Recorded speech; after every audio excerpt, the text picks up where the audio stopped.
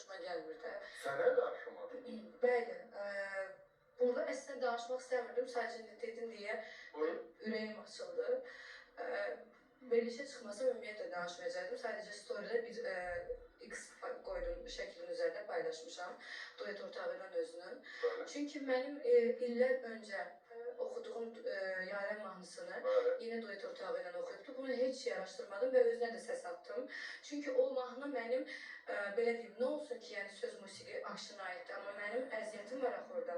Bir gün ərzində biz onun klipini çəkmişik. Ondan əlavə səhərə qədər biz studiyada qalmışıq onun aranjmanına, oxumağına görə. Yəni ən azından yuxusuz gecəm var orada mənim. Ən azından ayaq üstə bir gün o klipin çəkilməyi mənim əziyyətim deyil.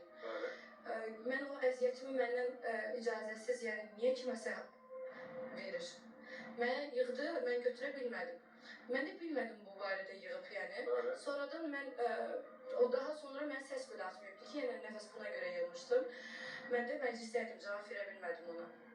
Daha sonra mən bu video çıxdı qarşıma. Hətta şou proqramlarda belə oxuyurlar.